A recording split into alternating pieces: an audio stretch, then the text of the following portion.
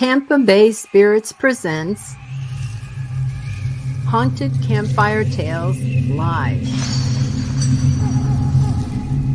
Welcome. Gather around the fire. Get comfortable, but not too comfortable. The true ghost tales are about to unfold.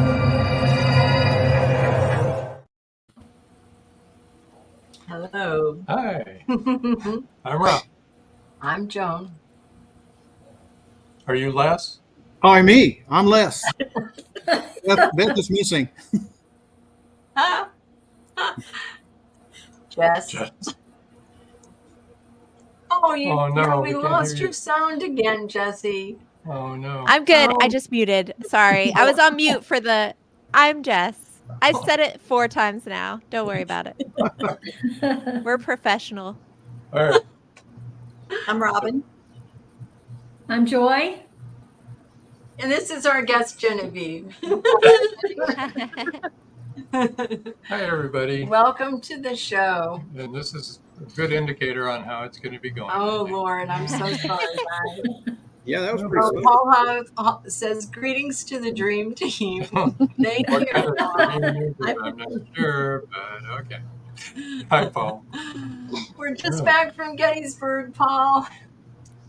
Finally, we'll be having live Meet the Author podcast, too. Starting next week again. Starting Next Wednesday. Yes. Okay. Well, this is really exciting. We have a guest tonight from the faraway land called New Jersey. Genevieve is Keyport, New Jersey. She's the co-owner of the Parlor shop in Keyport. I think it's just the Parlor, right? Yes. Okay. And also she's the owner of a Jersey Shore Ghost Tour company and does all sorts of ghost tours all over town. So. And you know how I can never remember the name of this podcast because I always call it the Haunted Happy Hour? That makes me so happy.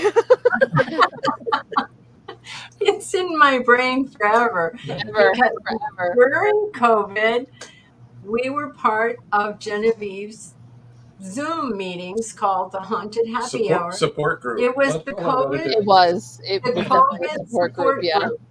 We had Christmas together and New Year's Eve together. And Tom Nally's chair. In Tom Nally's chair, Yeah. who, by the way, Genevieve still comes on and watches He pops into our show. our all the other, time. our Oh, other that's awesome. with just the chair, and then he'll come on. But yeah, so Genevieve got a whole group of us together, and we became really good friends, and it was really, really salvation during that time. It really was. That was like the only connection that we had at that time. Mm-hmm. Yeah.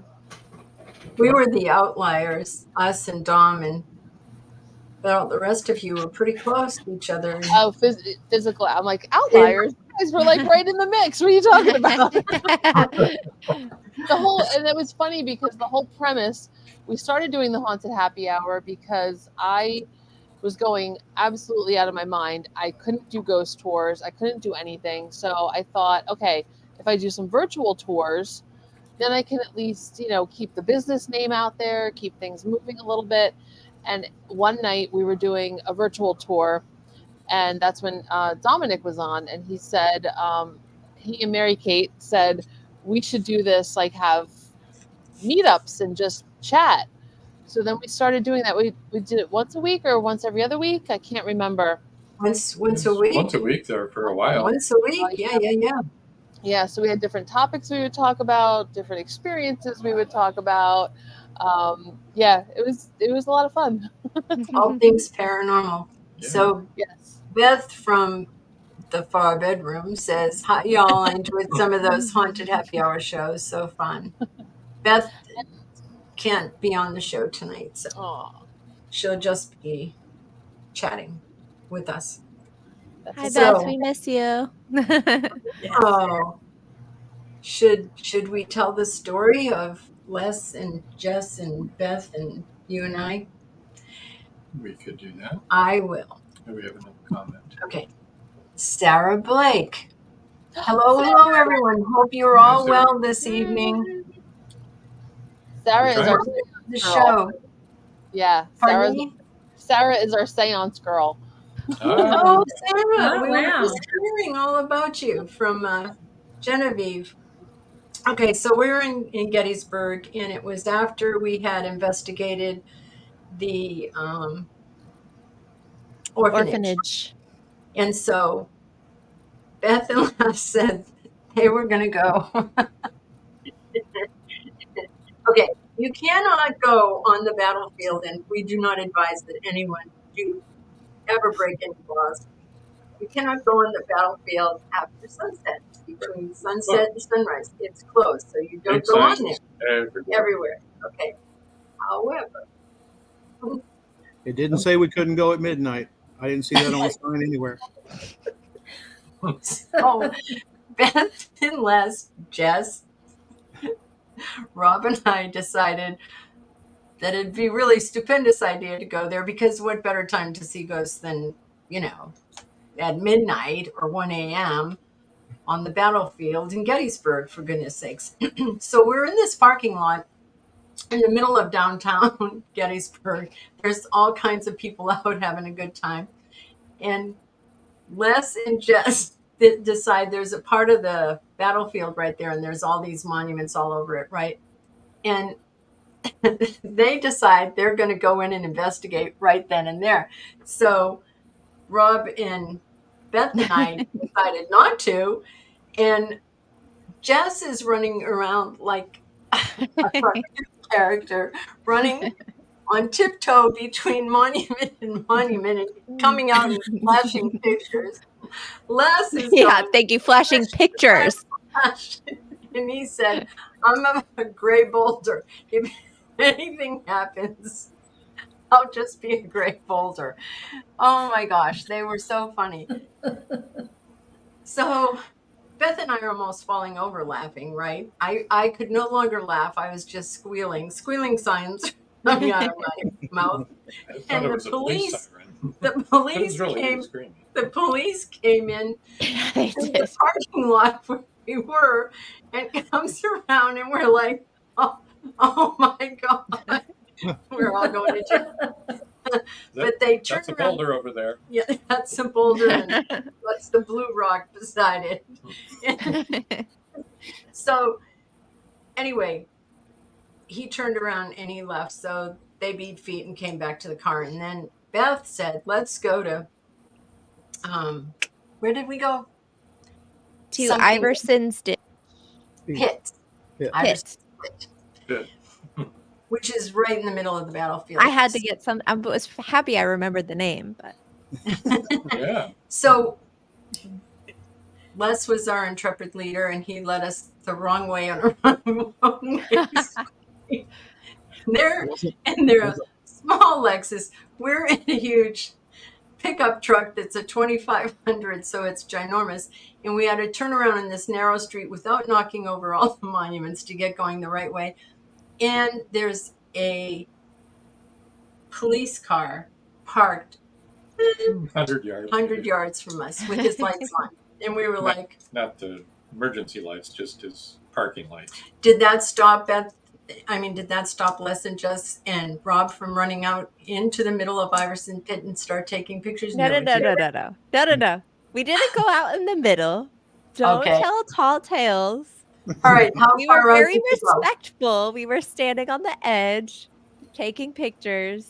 And then Beth came out, and I was like, I walked over to her at one point, and I was like, are you like sensing anything? Because she had been picking up some spirits earlier in the day. And she goes, no. And then she said, but I'm scared. Not of the spirits, of the cop. Yes. I said, it's okay. The worst that's going to happen is he's going to come over and say, you guys have to go. We were being I just do want to say, we were being very respectful of all the monuments and everything. We were not disrupting anything. We were just taking pictures. So it's not like we were being disrespectful or running out in the middle. Beth is speechless at this point. With her comment. So she then texted everybody, abort. No, she did that first before Yeah. when we got turned on the road. Which really made me laugh so hard I couldn't stand it. And then she said, I have a plan. I have a plan. And so I said, well, what's your plan? And she said, I'm going to say I was napping. She's gonna save herself. Throw us under the bus. Yeah. I don't know what they're doing, officers. I was Yeah. napping. How would that get you out of trouble? Well, She she had gotten back in the car. She was too nervous to be out there even taking pictures, even though we'd been out there for a while, and he clearly didn't care that we were standing there taking pictures. Like, and so she was in the car, and then she texted us from the car. Oh, I have a plan. I had a plan if he approaches us. And one of our other team members was on the chat, and she goes, "Who's approaching you?" And Beth goes, the popo. The popo. And we're like, "What's your That plan?" was cute. Well, I Pretend to think be they were in asleep. Virginia at that point. They weren't even in Gettysburg anymore. Oh, no, I guess they were still in Chambersburg, but no, it was a really funny night. It was More than very one fun. day, we had ice cream for lunch. 3 days. We did. 3 days. It's always a good day when you have ice cream for lunch. Always a good day. Agreed. We had a good breakfast and a good dinner. And a great Midnight lunch. snack. Yes, we ate too much on the whole thing.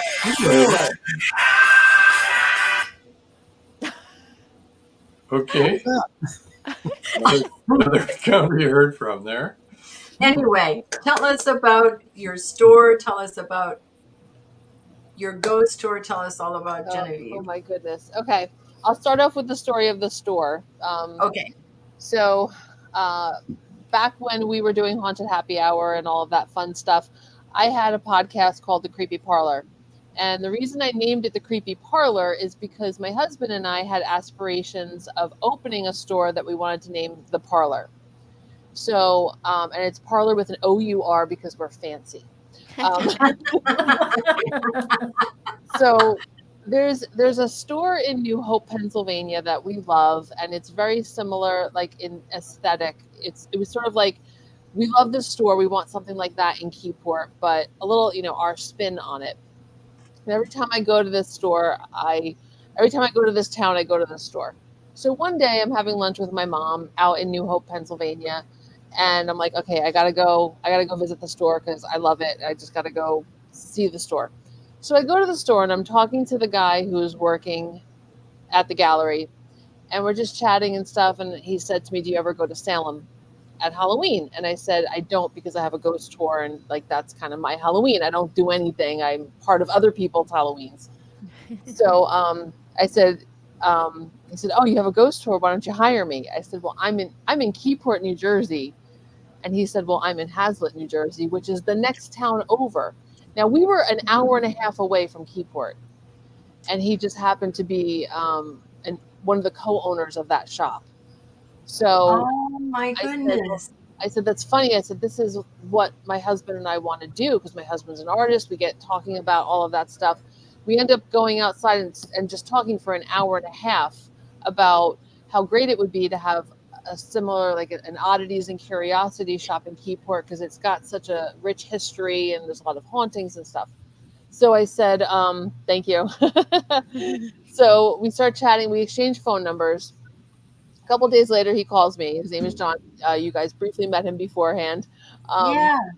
And we start just brainstorming. And his husband is one of our other partners, and he's absolutely creatively, he is just brilliant. He's amazing. We met him earlier tonight too, Yes. right? Yes. Yeah. So the four of us, me, my husband Danny, John, and his husband Rick, we all own the parlor together. But the crazy, Sarah.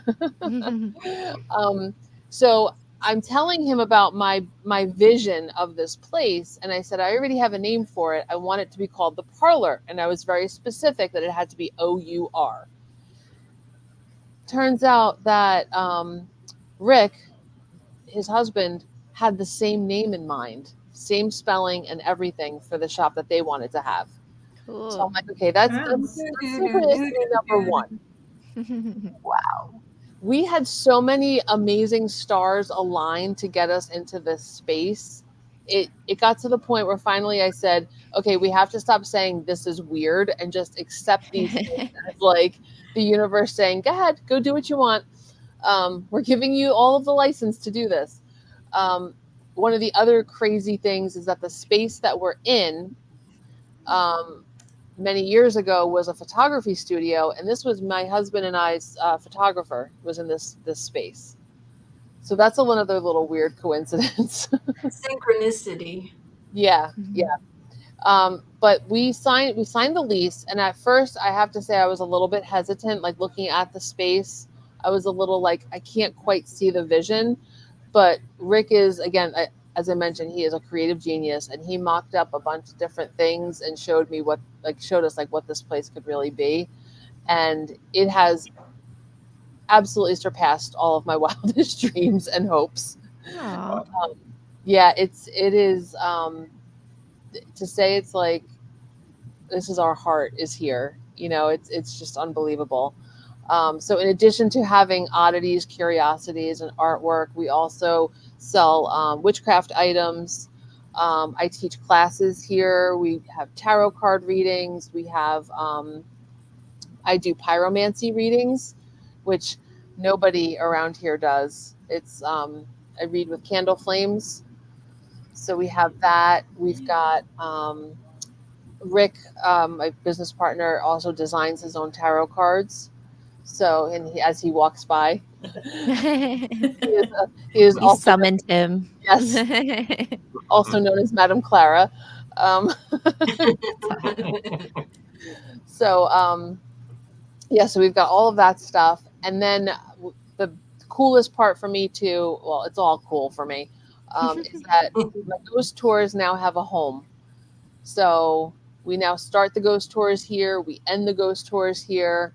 And the best part about it is that the space itself is already haunted. So we didn't have to bring anything in. We brought more stuff in, I think, but I think you did. This is just like, you're just like Disney. You end up right at the gift shop. Yeah. It's a good marketing. Shop. Beth Riley says, road trip to the parlor. Yes, road trip to the parlor, everybody. Yeah. Where is Keyport? Keyport is in this mystical place that people disagree on whether or not it exists, which is central New Jersey. I used to live in Jersey. Now I live in Pennsylvania. So I was wondering, nice. like, how far? Yeah, we're about, we're the first stop along the Garden State Parkway to the Jersey Shore. Okay. So we're at 117. Okay. Yeah, if you were going to like Sandy Hook, like the beaches over there, you would get off of our exit. And we're situated right on the Raritan Bay, so we've got a lot of. You can actually look right out our front door and see the water, which is really nice. Ooh, you might see me one day. Yeah. Yeah, Robin, you should go. Yeah, You should go. plan a day. I'm sorry, what? How far are you from us? Probably an hour and 45, maybe even 2 hours, but it's not that bad. Oh, that's nothing. I'll throw it in for you. You went further to meet us in Gettysburg. Yeah. Oh, and that was a hard ride. Oh yeah. I'm sorry.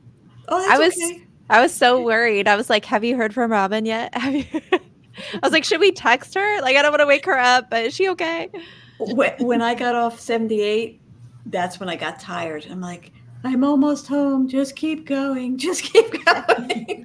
78 in and of itself is a rough place to ride. It's a rough drive on 78. Yeah. It is. Well, that's really exciting. It's really great that it's haunted. Did you know it was haunted before you signed the lease? Not really. I mean, I don't think it came about very oddly. The previous tenant had a spiritual practice here, but her focus was holistic sort of things. She had the room that I showed you earlier, which I'll show you guys in a little bit. We call it the green room. The green room was a salt cave. So that was packed. Wow. Oh, I want to go to a salt cave so bad. We are still finding salt. We've been here for 2 years. We are still finding salt. Yeah. It's everywhere. Yeah. So do you think there's are there any attachments a lot of attachments to the articles that you're selling there? I can Yeah. Or tell you, on the walls I and so can on? tell you already. Well, so originally one of the first things that happened, John and I both signed the lease. We came over here, we opened the door, and just we're taking a look around because we were like little kids at Christmas time. We were like, we got it, we got it. And he looked at me and his eyes got real big. He goes, I think somebody just hugged me. And I Oh, said, neat. okay, all right. Was it So, you? You're like, yes, I'm hugging you right now. so then a couple of days later, I had bought one of those little refrigerators because it was August. I knew we would need cool drinks if we're going to be painting and everything. And I brought it. I was here by myself. Brought it into the back room, and I heard somebody go. I said, "Okay, cool. They like us. Whoever's here likes us, so that's important." Then we had a lot of little weird things happen. Weird. I keep saying weird. I got to take that word out of my vocabulary. Some experiences. We'll call them experiences. Um, we were painting, and we painted every square inch of this place. We replaced the ceilings. We did a ton of work. I was the naive lunatic that thought it's only going to take us a weekend to do it, but it took us weeks and weeks and weeks to do it. Hi. Sorry, we're still open, so I'm saying hi to people. Oh, thank you. That's okay. My husband does a lot of it, and the gentleman up in front does too. Go ahead, talk to your customers. So we were standing up in the front room, which I'm not sure if I showed you yet, and heard a cat. And we're like, that's weird. So we went and looked outside. There was no cat. Then we started seeing the cat. Okay, there's definitely a cat in this place, but he's not ours. A couple weeks later, we're all off for the night because we really needed a break. We were here nonstop doing all the painting and everything. The next day, I come in, and John says, "Were you guys here last night?" I said, "No." He said, "That's crazy because the neighbor heard music playing in here." And he showed me the wall in the hallway. The wall in the hallway had handprints going straight down the wall. Uh-oh. It looked like somebody had dipped their fingers in powder and went right down our beautiful purple wall. So now we start thinking, okay, someone's got a key to our place, or something weird, something's happening here. We're looking at the ceilings, like did somebody drop in? Did somebody come in through the window? What's going on? Because who's playing music in our store, our empty store, and who's messing up our paint job? Yeah. So we call the real estate agent, and we're like, does anyone else have a key? Nobody else has a key. We finally like, all right, we're coming to terms with the fact that we probably have some energies here. The building itself is from the 1830s. There's been a lot of Keyport. There's a lot of really tragic history. There's a lot of strange things that would definitely manifest as hauntings. So we get everything set up, and we're starting to see things. We're seeing shadow people. We're seeing various people throughout the store that are not us. That we're not even open yet. We're seeing these people. We start hearing mimics of our voices. I'm like, all right, we got something here. We got something going on. So, in addition to that, we also have quite a few haunted items that came in and probably brought some stuff with them. We have things that we officially know are haunted, and then we have other items that, as we bring them in, people who are sensitive, people who are psychic, pick up on the energy in there too. So we got a lot of stuff. Yeah.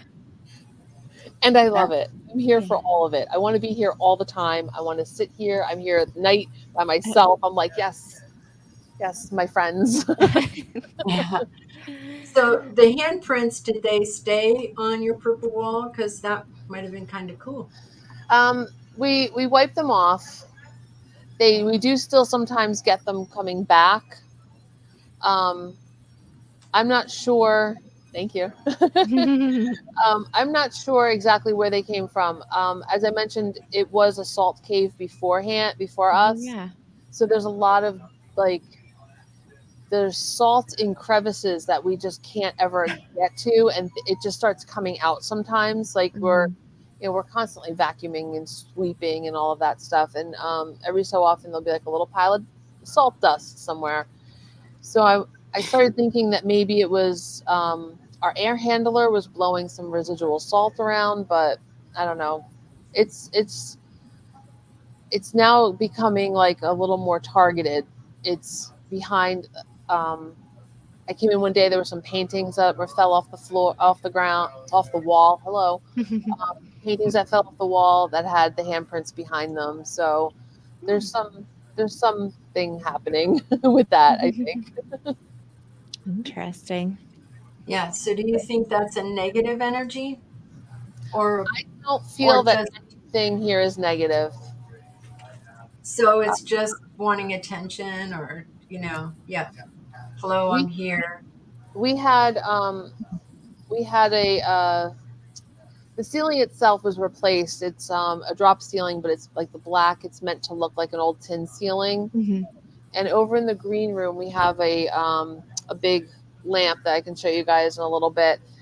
And one of my partners put a gold fancy molding at the top of it, and we could not keep that thing up. It just kept falling. Like we tried glue, we tried hot glue, we tried Velcro, we tried all of this stuff to keep that up. And one day a psychic came in and she said, yeah, there's a little girl and she likes to mess with things that are high up. And she really likes being in that green room. She said, if you start leaving her toys, she'll stop messing with the things that are bothering you. So we finally got it back up. We started leaving her toys. We leave her candy from time to time. We talk to her all the time, and she stopped messing with it. So it's been about 1.5 years since that has fallen. That's cool. Good. That's good. Yeah. You're still leaving toys? All the time. And people keep trying to buy her toys, and we're like, nope, that's Emily's. I'm sorry. That's fun. Unless you want to bring Emily home. No, you're not allowed to leave. They're mine. She stays here. Yeah. So tell us a little bit about your ghost tours. Oh my goodness. So the ghost tours actually were started in Keyport in 2006. 2008 we started tours in Red Bank. I was an employee of the company for many years, and then I bought the company in 2017. And it's a lot of history, a lot of very intense things have happened in this area that may contribute to the hauntings. Plus we're by the water, so I always feel like that makes ghosts. I don't know. If you guys have any thoughts on that, let me know. These towns in this area are very old. We have some Revolutionary War history. We have pirate history. We've got Prohibition. We've got all sorts of mysterious things that have happened, and a lot of ghosts. Well, I think with the touching of the water thing, my theory about that is like, water is so powerful, like the ocean especially, right? There's so much energy and power, and it's constant energy, like coming in and coming out. And I think, I mean, who knows? But a theory could be like maybe it's like conductivity, like especially salt water. Yeah, it's a way for them, right? It's kind of maybe it's easier for spirit or entities or what have you to manifest or communicate or use, like drawing from that power, right? Like it's like a natural energy source that's like right there and super powerful. Maybe, I don't know. And it's a good conductor of energy. So Right. their energy can be conducted through the water. And I think the same In with theory, right? is there a lot of limestone there and stuff? Because I don't that's know. another thing that conducts spiritual energy. I think too, a lot of these towns that are built on these, like on the waterfronts and stuff like that, they were some of the first settlements. They were some of the first colonized areas. So there's a lot of stuff from that too. Yeah. Mhm. And then there's pirates. I mean, pirates are all around the eastern seaboard. There was Yeah.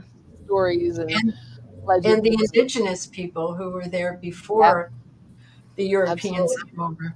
Yeah. So, and these were great places for them to gather too, because there was a really plentiful food source right here. Right.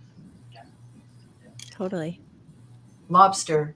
A lot of crabs. We see a lot of crabs, and Crab. Seaport itself was historically known for the Chingarora oysters. So they had a big oyster industry here, and they're trying to bring all that stuff back, the oyster beds and stuff. Yeah, so they probably ate a lot of oyster and crabs, you know. Yeah. In Massachusetts, it really was literally lobster.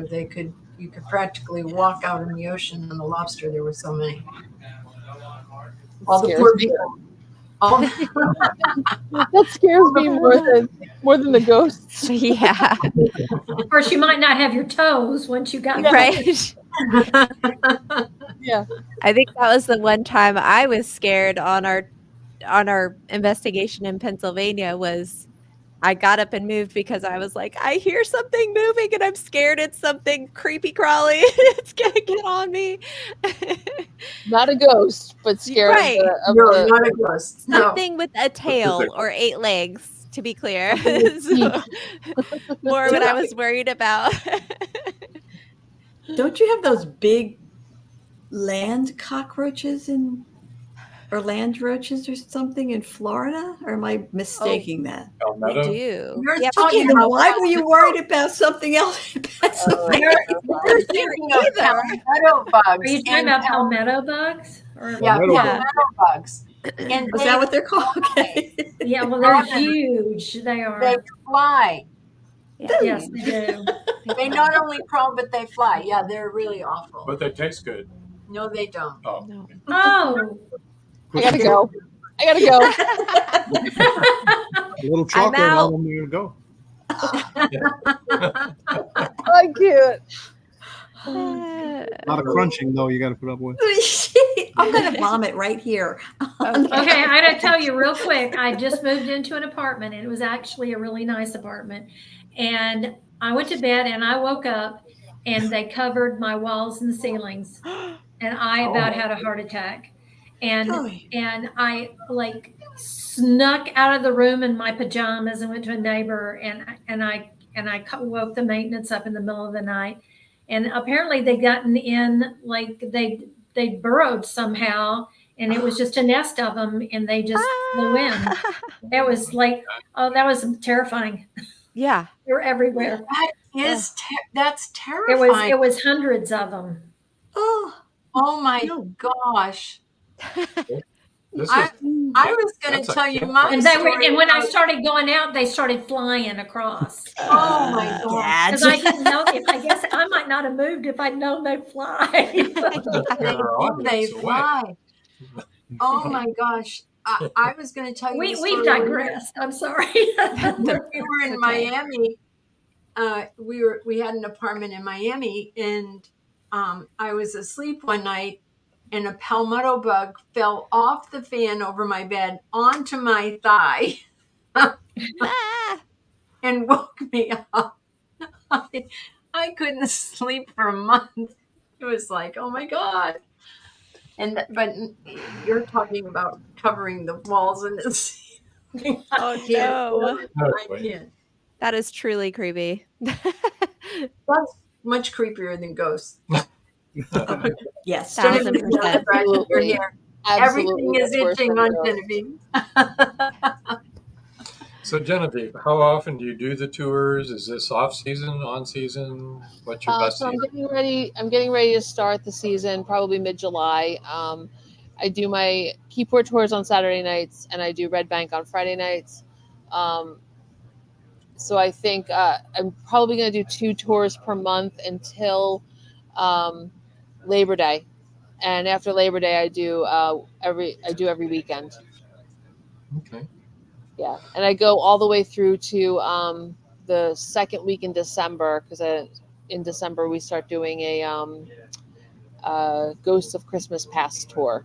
Ooh, fun. Nice. Yeah. So do you cover a lot of haunted stories along your tour? I've got, my goodness, I probably have about 30 stories in Keyport at this point. And I have about And 50. do you mix them up with history? Well, a lot of them are really based in history. So Okay. it starts Right. off, I kind of start off with the historical background, and then go into the ghost experiences that people have had.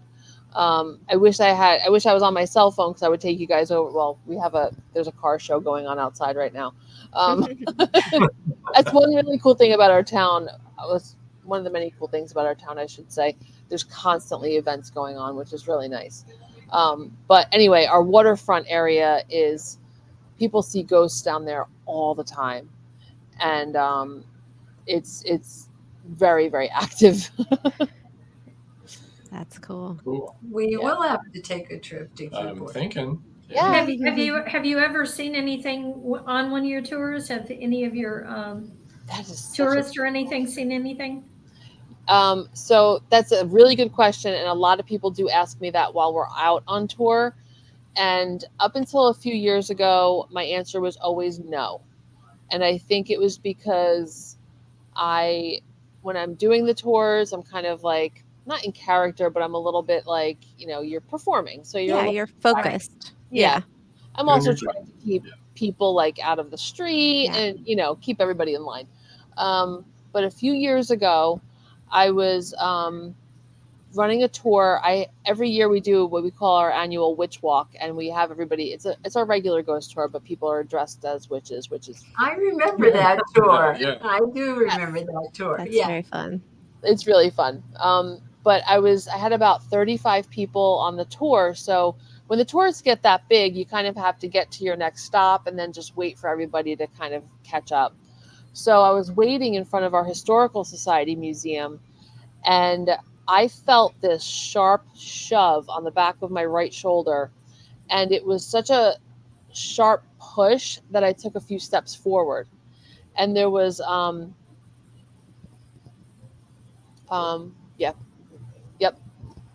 so actually Jen from our Haunted Happy Hour was in that tour. She reached forward to like try to stabilize me because she thought I tripped. So so up until that point, I had never had a personal experience on the tour. But that night I was so unsettled, because of course I love that they're here, and I love interacting with them, and I'm fully accepting of the fact that there are spirits and energies here. But for one to actually like manipulate me was not cool. Mm-hmm. Well, to shove you was really not cool. Yeah, it was really not okay. So actually, my sister Jillian was on that tour that night too. I called her on her way home, and I was like, I think I brought something back to my house. And she said, "What are you afraid of? You love this stuff." I do love this stuff, but this was a different vibe. Like, this was not our regular friendly Casper ghost. This was, I'm pushing you, I'm showing you I'm here. So that was by far one of my most profound touring experiences. Wow. Yeah, but we do get a lot of people that share photographs of evidence that they've found. We've had, actually, just before I came on here, there was a couple that came in, and they were asking me about the tours, and they said, "Oh, we've taken the tour a few years ago. It was great." And I said, "Oh, was I your tour guide?" They were like, "Now that you mention it, you were." But they were using a spirit box on the tour, And before I started talking about one of the houses where a doctor had lived, they got the word doctor on their spirit box. Mm, Oh, So we wow. have a lot of that stuff that happens, Okay. cool. which is always great. Mm-hmm. That is That great. is great. Yeah. You just need to bring them into the parlor, though. Oh, they're here. I know. That's what I'm saying. You just need to bring the tour into the parlor and say, Oh, I do. I do.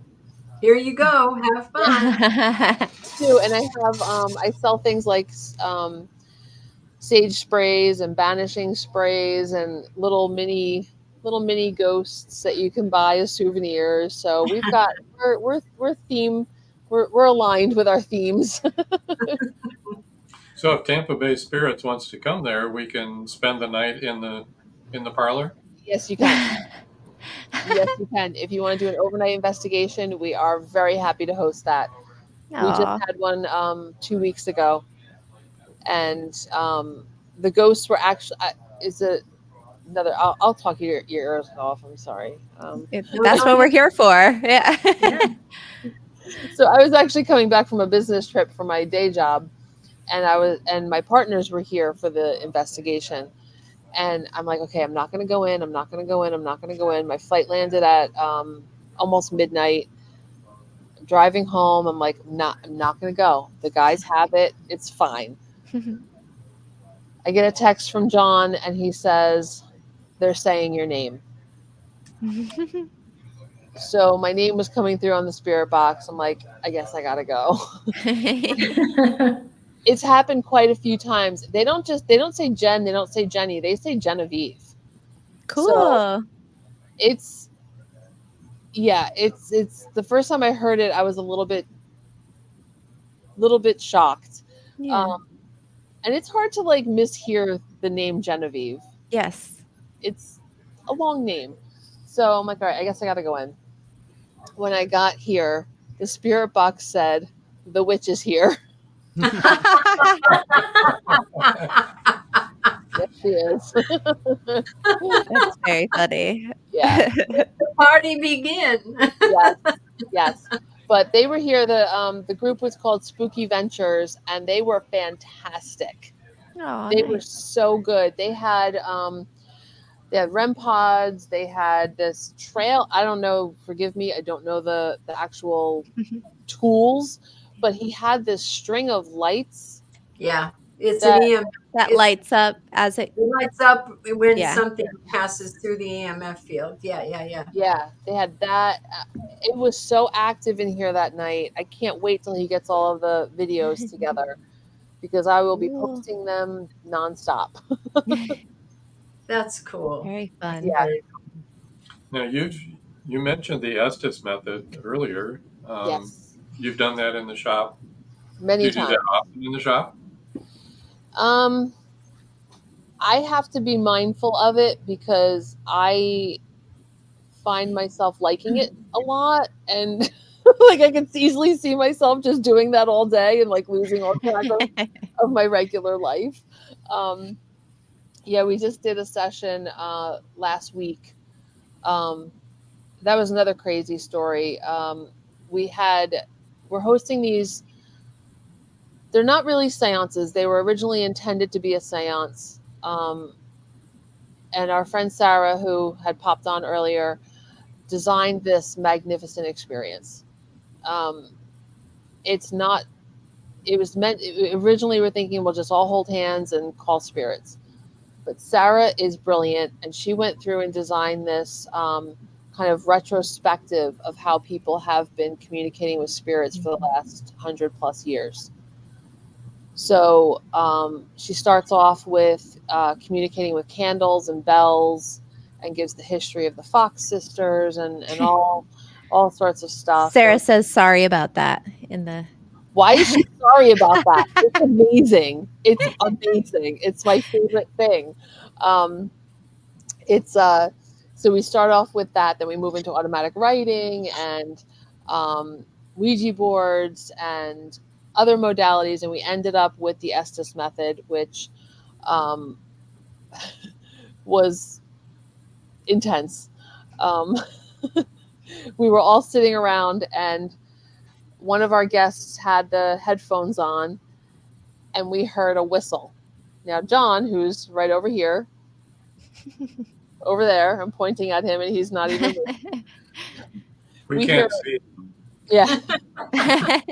So we hear that everyone in the room hears this whistle, and the woman who's wearing the headphones says, and then there was a whistle. John, his eyes got really big, and he goes, I'm going home. I'm out. I don't know if you just heard him. He's like, I'm out. So in addition to that, later that evening, same woman who was wearing the headphones, and I was over on the other side of the shop, and I smelled matches. It smelled like that sulfur from the matches. And I turned to my partner, Rick, and said, did you bring anything in that smells like sulfur? Because sometimes some of the treatments on the statues and stuff smells like sulfur. And he said no. And as I'm whispering this to him, one of our guests who's got the headphones on is talking about the fire that she's now hearing. Ooh. And I'm like, okay, I like the validation. Yeah. Jess is really good at the Estes method, and so is Les's wife, Beth, who can't be on the show today because, but she's watching and listening, and they're both really good at that. And it's funny that you said about the whistle because we were at a courthouse in Clay County Courthouse and jail. We were in the courthouse, and Rob was on the headphones, and I was asking the questions. And we were the only two people in the courthouse. The rest of the team was over in the jail because it was during COVID, and we're really old, and so we couldn't be in the same room with them. And so as Rob says to me, oh, I'm hearing whistling, I literally heard audibly with my ears whistling. It happened 4 times. That's crazy. And then I mimicked the whistle and said that's exactly the same thing. While he was mimicking it, the entity whistled along with him. So I heard both of them whistling at the same time. It's like crazy. It's crazy. Yeah, we were recording it, and it was afterwards that Sarah had mentioned to me that there were actually 2 whistles. There was one that we all heard, and then there was another one that came up on the recording that we didn't hear in real time. Very cool. Very cool. You've heard of Mace. Okay. She will return. But she left her little friend. her little friend. Sorry. Have you ever heard of the May Stringer house here in Florida? Okay, so we were investigating there one time, and Beth was doing the Estes method, and she was talking, hearing from James was talking over, and he had hung himself up in the attic, and that's where we were. He hung himself up just outside the attic on like a little staircase kind of thing. And Rob was doing the SLS camera and literally saw him hanging. I remember you sharing that with us. And then Jess was talking to, you were thinking of the hanging tree. That's yes. I'm sorry. I got my ghost confused. Gettysburg. And then Jess was doing it in this other entity, Gary, who turned out to be the funniest person we've ever heard in our whole lives. I mean, he was saying things that we were rolling on the floor laughing. He was so funny. And and he was just on top of everything. And they had told us, the docent had told us that he liked doing the flashlight method, and we'd been trying to do it all night, and nothing had happened. And so Jess has on, noise canceling headphones, and she has on a blindfold, and she doesn't know what's going on. And all of a sudden he turned on the flashlight finally, and he goes, "Did you see that?" And Jesse says, "Did you see that?" And we were like, "Oh my gosh." And then Beth said, "The last time I was up here, I got scratched." And of course, Jess can hear that. And he says, "The cat did it." And Jess goes, "The cat did it." No, And we I go, said "Oh, that was the cat. I that remember was the because cat." Yeah. I That was the I was cat. like, that was the, and I was like, cat? And I was like, I remember saying it a couple of times because I thought, I that can't be right, you know? Like, whatever they're asking, why would I be saying That that was was the the cat. cat? So, but I was like, that's what I'm hearing. I guess it's cat.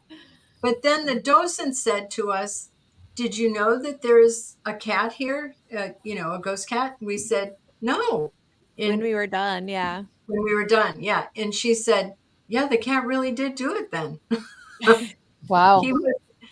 He wasn't just blaming the cat. Yeah. They were like, "We have a cat. We have a Yeah, Yeah, cat and the ghost." we have a cat cat did. too. The cat, I wouldn't scratch you. The The dog cat ate my did it. homework. I know, it was so Yeah. funny. I love the Estes method. Yeah. Oh, I really could just like do it all day. I literally have to like cut myself off. Like, okay, this is not okay to do this often. She might miss you at work. Yeah. Yeah. Yes. Yeah. Well, it's very like it's relaxing. It's calming. It's like I almost can't do it. no. Oh, no. It's not calming or relaxing for me. The last time that I did it, so many spirits were trying to talk at the same time that it sounded like mosquitoes buzzing. It was really stressing me out because I couldn't say it all. I couldn't get Yeah. everything. So I said, "Yep, nope, I'm not going to do it." And Beth's sister, Kathy, the last time she did it, I saw her. She kept getting hotter and hotter and Mm, hotter and was starting to sweat. And I was just about to tap her out. And she just took the headphones off and said, "I can't do it anymore." So wow. I don't think it's relaxing for everybody, but Well, and I would say it depends on the entity I'm communicating with because there are times for me where I experience intense sensation. So like I will get the shakes really badly mhm. depending. I That happened to me at the train depot Yeah. talking with that William Hope guy. Yeah. Um and that was Hope, very hope, intense. hope. Yeah. And I got the shakes like that at the orphanage, but not while I was doing Estes, like before even. Yeah. Yeah. But yeah, so sometimes it's very intense for me, but it's really, I enjoy it. I like doing it, especially when you're actually getting stuff. You're like, "Okay, Hmm. this is happening." I love asking the questions. And I'm sure everybody else, Robin and enjoy like asking the questions when someone's doing the Estes method. That's really fun, and you get answers Especially when back. you get answers. Yeah. Mhm. When you get answer that, I was gonna say, you guys have been with us, like, I've sat there and had nothing, like, come through where Mhm. I'm like, I get nothing, like, no, I'm hearing where, because it's scanning the radio, but there's nothing that I'm hearing from, like, that I'm supposed to be saying, so I'm like, I've sat there sometimes just like nothing. That's frustrating when it's like that. Yeah, it's kind of fun and it validates the other experiences you have though, because Yes. you can go, "Oh, like this is the same person with the same group of people and we're doing the same thing and the same equipment and I'm getting nothing this time," and Mhm. I think that's uh nice, when it validates the other really, really intense experiences you have. Yeah. Yep. I agree. I It agree. is a bummer, but Yes. Yeah. Yeah. Well, the same thing with all of the equipment that we use. That if every time you got the same thing, then you would begin to think, "Oh, this is kind yeah. of Yeah. odd." But when it doesn't always work, and then it does really work, then you're like, "Oh, okay, that is validating to me." Anyway, I think it is. Yeah. But anyway, we Can I consider. ask a question? Sure. Yeah? Okay. Can I mean, you Kirsten Joan might already know that, or Rob, whatever your name is, guy, Whoever I am. bro, That guy. that Depends guy, on what you those need. two. They might know this already, but can, can you share, Genevieve, like how you got into the paranormal and what kind of got you started on that? Oh boy. So I was one of those kids that loved Halloween and loved Casper the Friendly Ghost. I would push swings and like with no one on them and say they were Casper. My mom loved Dark Shadows and all the creepy TV shows, so I was always interested in that sort of thing. Sounds Um, familiar. yeah, right. It's a common biography there. Um, so kind of started as a little kid. I loved all that stuff. I was always drawn to the creepier side of things. I think part of it is because I'm a Scorpio, so we tend to be drawn to that. Um, uh, so I started getting into all of that stuff. I remember like distinctly my very first Ouija board experience where I was like, yes, I love this. This is all much like the Estes. I'm like, this is all I want to do Yeah. is play with the Ouija board. So from that perspective, I got really I was just always drawn to it. Let's writing, reading, horror movie, horror books, stories, all of that stuff. I love Edgar Allan Poe, so that's another alignment, I guess. Mhm. And then I started really actively getting into. I don't even. I'm not like really an investigator by any means, but I started getting into that a little more when I started doing the ghost tours. Okay. And the thing with the ghost tours for me is that the I love keeping the history part of it going. Yeah. And I think that when you have a haunting and you've got that correlation with some historical fact, people remember it. Mhm. I think it also does the job of humanizing things, Yes. right? Yeah. Right? And I think, like, especially with haunted stuff, people can get lost from that and go, "Okay, like, this is real spooky," and, like, Yeah. capitalize on it or whatever, but when you're humanizing it with, like, an actual story of, like, remembering, like, this is a person that we're talking about, essentially, Yes. so right? I Yeah. think that's good too. That's something I like that you pointed that out too, because that's something that's also really important to me too. Like, we will not have an investigator or someone come in here that is disrespectful. Right. Oh, yeah. Yeah. All of the No people that provoking. provoke. Yeah, no, Mhm. absolutely not. And part of it, I'm not going to lie, part of it is self-serving. I don't want them to come in and agitate a spirit and disrespect Sure. a spirit. And I'm the one who's left with it. Yeah. Mhm. Right. Yeah. But the humanity part of it that you just mentioned is incredibly important, and recognizing that these entities were once human. They still are Mhm. human, right? They're still That's Mhm. part of what makes us human, is that we have this energy about us. So Mhm. um I kind of feel like I'm like kind of like Jane Goodall or Diane Fossey of the ghosts. Like, Yeah. I just want to watch their cultural development and watch them from the outskirts and see Mhm. what they do, how they interact, and how they Mhm. fit into the environment, like the anthropologist of the ghosts. So who keeps whispering Yes. the audio? Is It's everybody Emil. hearing Is that? that somebody at your store doing that? There's nobody here but me. Because somebody just said it's impossible very Yeah. close to a microphone somewhere. Mhm. And also, can you hear me? Yeah.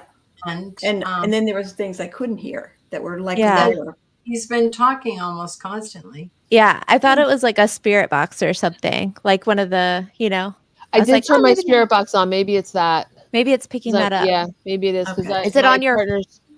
connected to your thing or It's not, but my partner's just left, so I'm here alone, and I like to. Oh, yeah, I like to have that going when when I'm by myself. I bet that must be what we're picking up, right? Probably, yeah. Yeah. Well, I'm I glad did- you found that out because I thought I was starting to hear things. I Oh, did Les, tell her what your mantra is, Les. You never. I never hear anything. I never see anything. That's never right. smell anything. Nothing. Zip. I did a podcast. But he does for- really, actually. Huh? You do. You heard the door slam when we were in that hospital, the South, Yeah. whatever. South Pittsburgh. Heard that. I heard that. How could you not? I don't know. I thought they were coming after us. I know. It was pretty loud. Then I stuck my hand through the hole and where the doorknob was supposed to be. So Genevieve, now that you have no one in the store, would you like to give us a little tour and show us Sure. what's going on there? Sure. Maybe we'll see So- some customers. You might. So behind me, I don't know how well you can see that because I'm on my laptop, so it's a little hard to get the camera Yeah. focused on things. Yeah. This is a blank wall. Well, it's a wall that we have visiting artists, so that's space for them. Oh. So every month we have a different artist, Oh wow, that's really cool. which is Yeah. kind of neat. Usually they're local. So we've got that. We have back here, we have this beautiful apothecary over here. I'm not sure if you can see this in the day that we had the paranormal investigation, Mm-hmm. that boar that's on the wall Mm-hmm. fell off the wall. He's been there for a year and a half. He fell off the wall. Mm. The accordion, this is an accordion here. This right here. That has an attachment. It was used by a performer in the early 1900s, like a vaudevillian performer, and she was known to be a party girl. So apparently she's still attached to that. This right here That's is cool. Yeah, it's pretty cool. This table is one of my favorite things here. That was owned by a woman who did fortune telling in the early 1900s. I'm not sure if you're going to be able to see it, but it has the legs are like devil heads and they sit on crystal balls. Cool. So I'm not sure if That's I'm going to really be able to cool. show you. Sorry, it's a terrible way to do this, but Oh, I see it. Oh, I see it. that. Yeah. That's really, Yeah. really cool. That's cool. It's pretty cool. So that has some attachment to the medium that was here last week. That she is, they all think her name is Anna or Anne. And that has a really strong attachment. And he said to us, she keeps trying to read my cards, which is kind of cool. Yeah. So this is our back. This is like the back room. I call that our seance room. We're going to head into the green room. So if you can see that archway, well, there's a stained glass piece right there. Mhm. This was a closed off room because it was where the salt was for the salt cave. And you can see the black ceilings that we put in. Mm-hmm. And that nice archway. We had a friend do that for us. But if you look, can you see that light, the pendulum light? Yep. Yeah. The gold molding that's around that is the piece that I had mentioned earlier that we couldn't keep up there. Mm-hmm. That And Emily it kept kept falling peeling down. off. And now it's staying there. Mm-hmm. So we're going into the green room. The green room has a lot of activity in here. Let's see. We got a lot of stuff over there. Gosh, you've got such cool stuff. Mm-hmm. We got a lot of stuff. We got some jewelry over here. We And got, it's all for sale. yes, it's all for sale. And if you see something on here, reach out to me. We can ship it. Aw. Except for the little girl's toys. Except for Yes, Emily's right. toys. that. We've got some really spooky, Ooh. they are marionettes. some candles. We make all of our own candles here. A lot of taxidermy. It's unsettling to me sometimes, the taxidermy. Yeah. Let's see. So now we're heading, this is the front room. So you see behind me, that's our front door. Mm-hmm. And our very classy fire extinguisher. Spooky. Yes, very spooky. Hopefully we never need it. Yeah. So we got some paintings. You see Poe behind. We got Yeah. Poe there. We've got, if you guys are fans of American Horror Story, that's Liz Taylor from American Horror Story. Really excited about this. This is going to have, we have these little plastic, little toy things, little plastic gumball things, and we're selling tokens for this, and you can get all sorts of cool prizes when you get a gum. You're not getting a gumball, you're getting something really cool. Fun. This is another one of my favorite pieces. I'm not sure if she's showing well. This is a scrapbook that was collected and collated by a woman who was a spiritualist in the late 1800s, early 1900s. Her name was Mary Willis. She was from Drexel Hill, Pennsylvania. She was born 1848. She died in 1927. There is so much energy in this book that when you touch it, your hands get tingly. There's things in here like obituaries, recipes, sheet music, all sorts of wild stuff that really, I'm sure, had some big significance for her. I just heard a cat. So did I. Did you? Yeah. Oh, my friend is here. Excellent. Yep. Heard Excellent. a cat meow. Excellent. A few times. Very important. There, he just went again. Very Oh, there's important. music. I hear music. Yeah. There's a party going on out there. We got, this guy is new. Rick made him.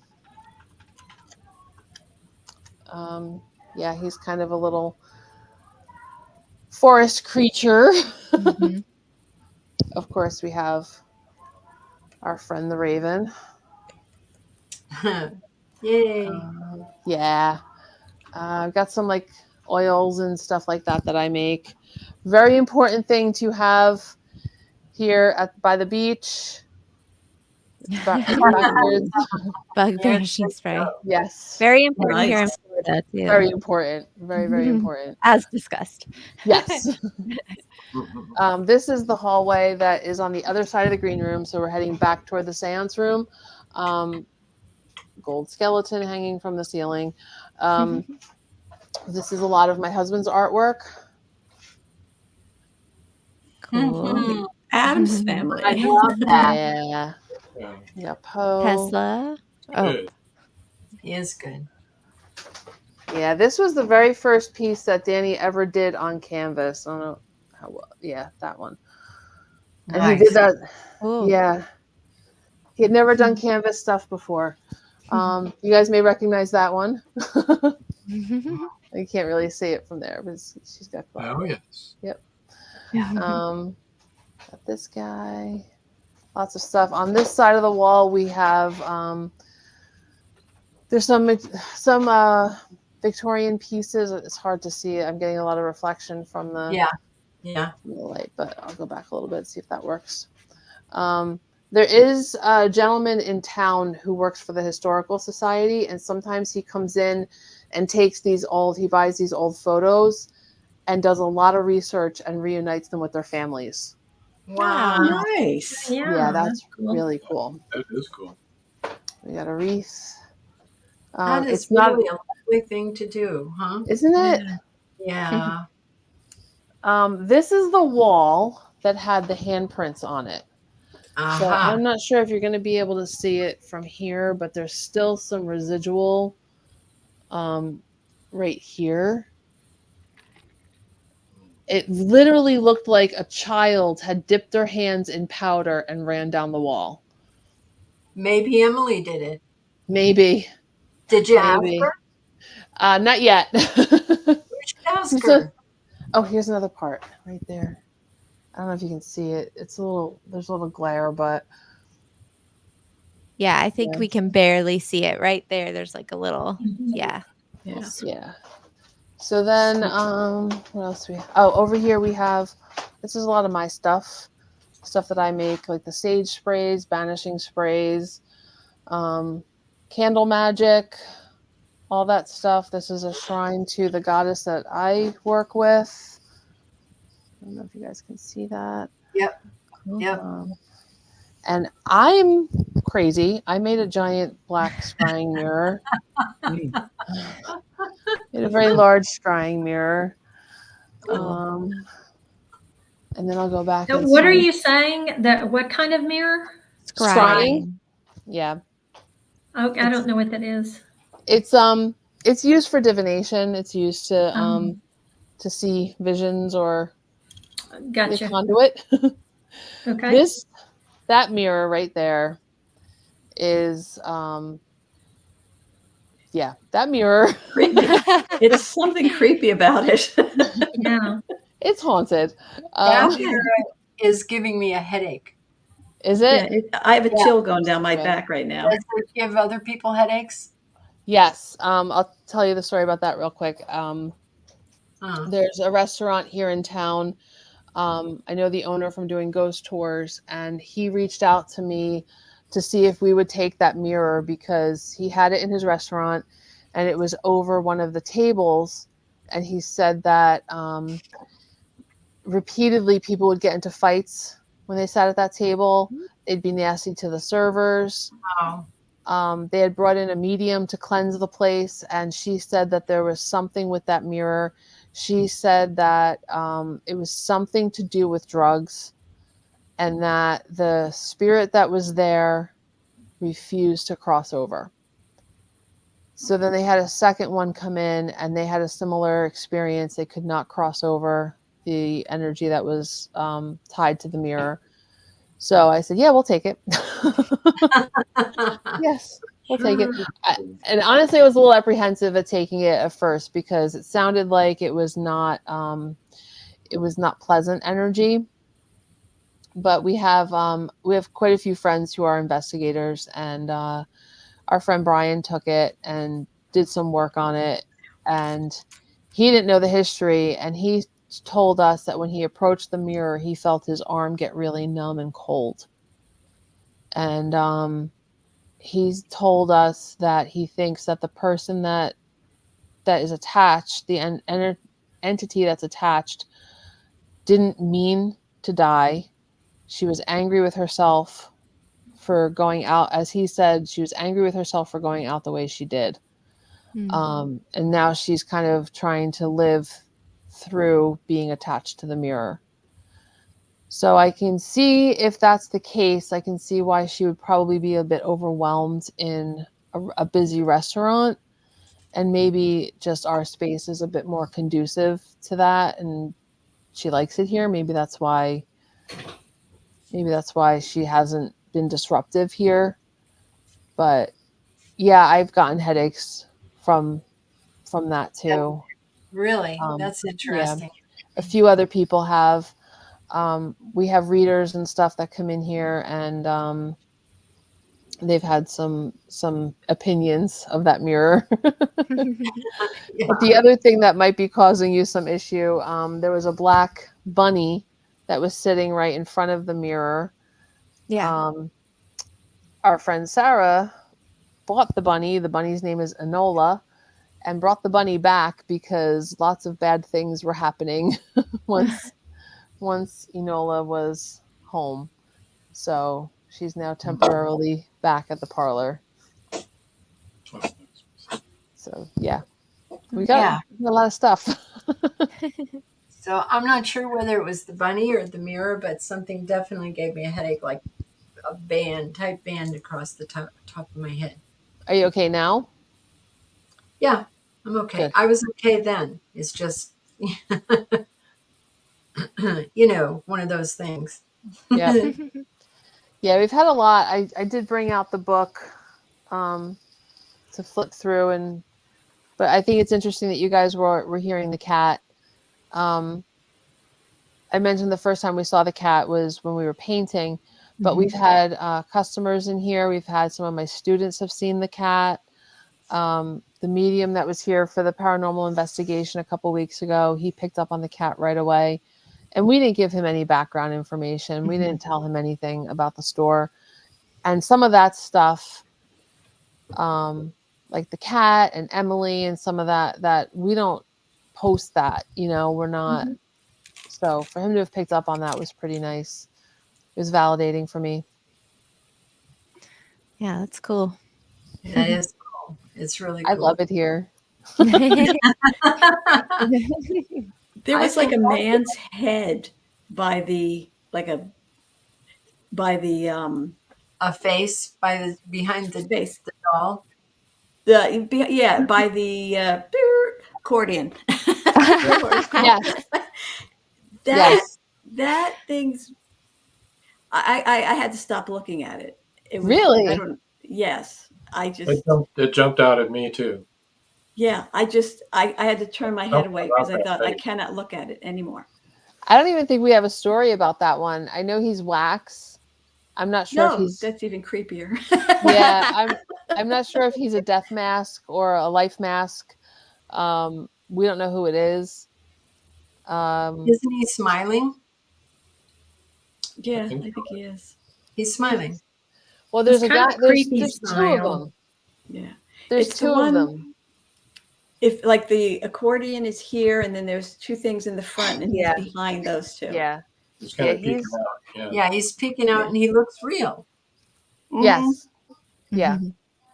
And the one that's in the cabinet is smiling, and he kind of looks like a weird Alec Baldwin. Yeah, there's lots of things in that cabinet. Alec, if you're listening to this, we apologize. Well, I won't say what I was going to say then. Then we'd really have to apologize. Yeah, there's lots and lots of things. We have that giant cauldron. I don't know if you could see that. We call her the morning lady, but she's a mannequin dressed in a Victorian morning dress, like a real morning dress. I was beside myself when my partners brought that in, because they brought the dress in first in a box and we unboxed it together. And I just, you guys know I love that Victorian stuff. Yeah. I'm surprised we didn't put it on and do a tour right then and there. I'm afraid of arsenic because they used arsenic and everything. Yeah, even the wallpaper. That'd be a bummer. Yeah. A lot of them got very sick from the arsenic in the wallpaper. The old lace. And the old lace. And the old lace, yeah. The dark green wallpaper had. Yep, arsenic green. Arsenic green, yeah. Yeah. Yeah. The old paint. Fun times. But it was beautiful. Yes, it was. I'm trying to think what else we have that I can show you. There's so many things. Or are there any things that jumped out to you in the book that you brought over that would be fun to share? Let's see. The journal.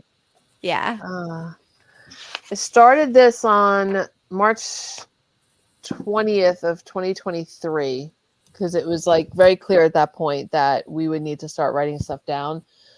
And I wanted to make sure that I wanted to see if there was any consistency or if we had repeating patterns, if we had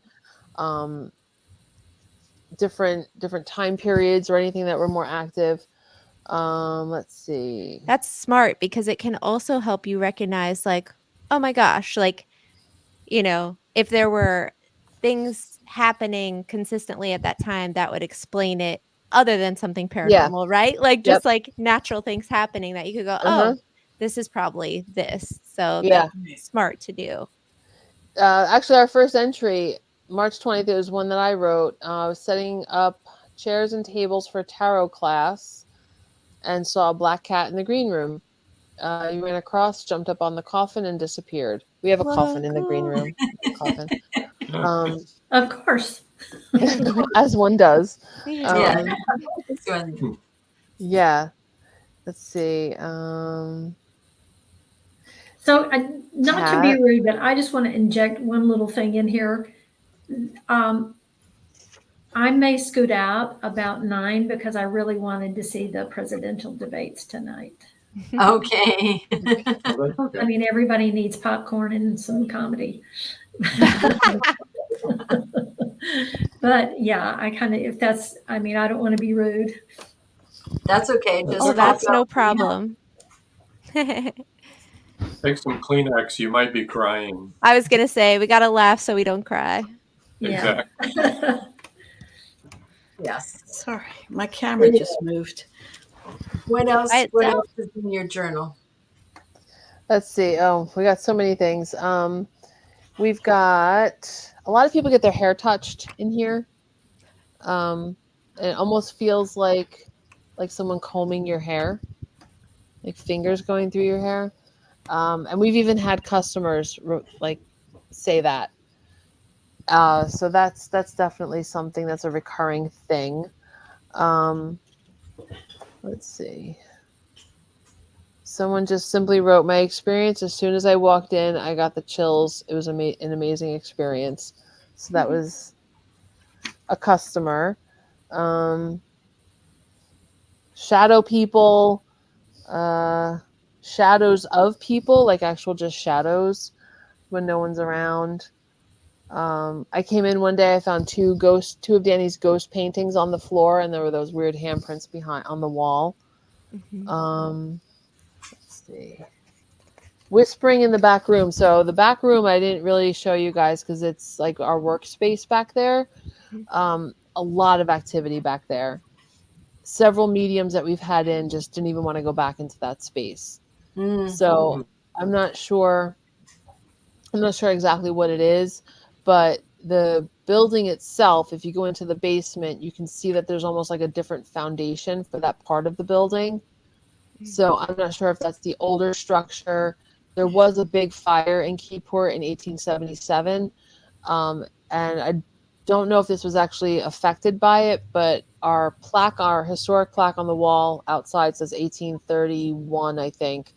But this part of the building feels newer, like just based on the moldings and the fixtures and stuff like that. Like it just doesn't feel quite that old. So I don't know if that was if that was maybe the original part of the house and this part burned. I'm not sure. The house itself, I mean, the building faces that way, but the room that I had shown you a little bit ago that has all my sage sprays and stuff, years ago, that was a front porch. So the house, it was a house and it faced that way. So there's a lot of like strange, different architectural features. Like you can see from the outside that there were windows on here, but they're gone. So we do see people. I just saw something right now.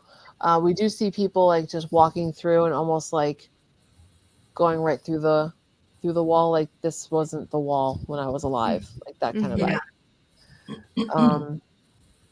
A while ago, it was last Christmas. Do you guys know Christy Sumner, Soul Sisters Paranormal? Oh yeah. I was on her and Miranda's podcast because they now have that haunted jail in, I want to say Tennessee. Yeah. I was on their podcast and I was here alone, and you could actually, people could hear, they were picking up on the things walking through the space while I was on the podcast. So that might happen. Since I'm alone, that might happen. We had a candle that randomly exploded. It was not lit. It was sitting on the in the bathroom on the back of the toilet, and just the glass just exploded out of nowhere. That was weird. Yeah, Let's that's. see. You would say so. I hope nobody was using the toilet at the time. No. Okay, good. That would be That would be- unpleasant. Yeah, that would be shocking. Yes, it would. So we kind of ask people when they write something in here to kind of like not just give the experience, but also like could there have been something else around you that would have created that experience? One of my students wrote that we were getting ready to do a meditation in class, and he looked down and saw a cat's paw reaching out to his foot. And he said there was nothing below or on the side that could have caused that shadow. It was reached out in like a playful way, and then when he looked down, the paw pulled away back under the chair. Oh, another fun thing that I do. There's another cat story here. The last Thursday of every month, not this tonight, I postponed it till tomorrow, but the last Thursday of every month, we do something called the Fancy Mancy Divination Club. In the Each- parlor. Yes. Hello. In the parlor, yes.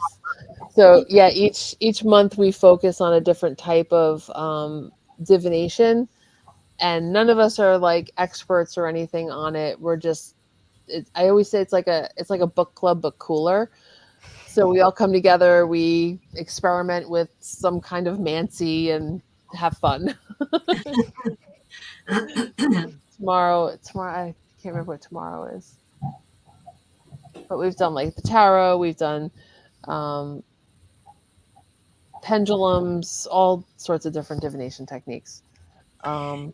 We know someone, actually, we met her on our other podcast, on Meet the Author podcast.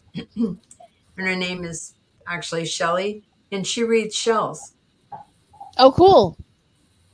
That's so cool. Yeah. Just about- and she started it. She's the first person to do it. And it's really accurate. It was really accurate for me anyway. That is so cool. And me. And you, oh my God, so nailed, Robin, so well. The rest of us burst out laughing when she said what it was. Problem with authority. I love when a reading calls you out. I absolutely love it. Yeah. Guys, I'm going to scoot out. It was so nice to meet you. Your shop you. is just magnificent. I mean, Thank it's you. just so cool. Thank you so much. Thanks, Have a Joy. good Good night, Joy. everybody. Bye, Good Joy. night. Bye. Say hi to Terry. Yeah. Give her a look. Yes. Is tomorrow spirit communication using candles? Sarah wants to know. Yes.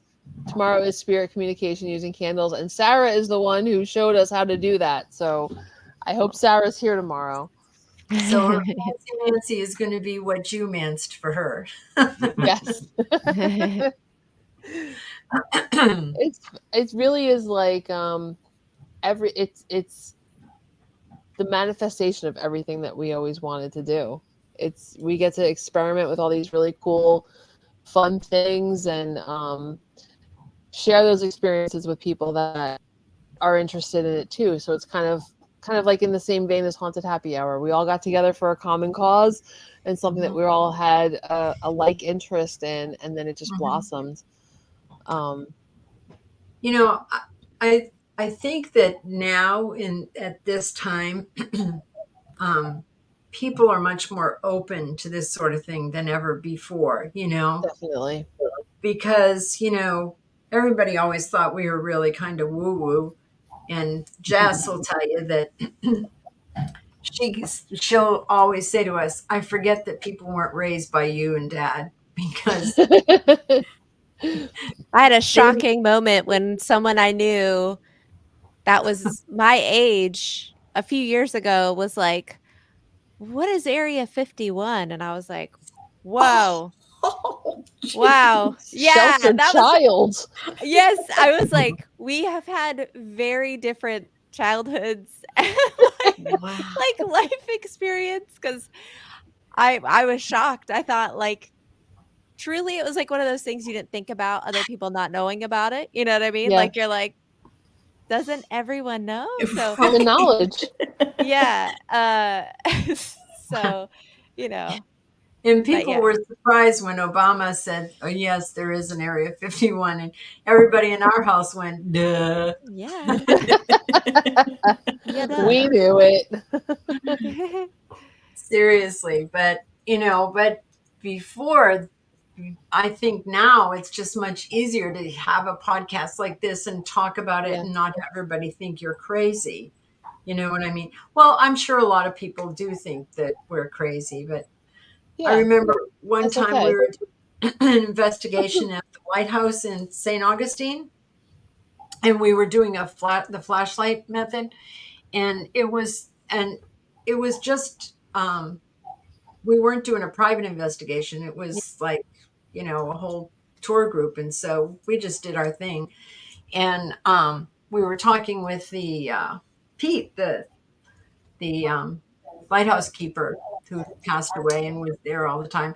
And he was answering questions and people were saying, I could hear what people were saying, that the oh, it's rigged, and this is phony, and they have that flashlight rigged somehow. Our grandson was about 15 at the time, and he turned around and he got upset. I don't care, but he got upset and he said, "These are my grandparents and they don't lie." Oh. Aw. I know. But then after it had gone on for about 45 minutes or an hour, we said, "Okay, Pete, we need to leave. So, we'll say goodnight now." And a man standing beside me said, "Can I see that flashlight?" And I said, "Sure." So I handed him the flashlight and he took it completely apart. And then he turned around and he said to everybody that was standing there, to the whole crowd, he goes, "This is just a regular flashlight.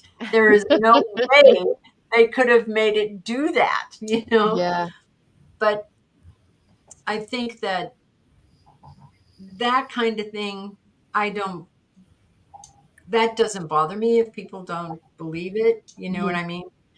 But at least now I think it's more accepted and you can talk Yeah. about it and have an open Yeah. discussion, and people don't think you're really nuts, because I think it's much Yeah. more common.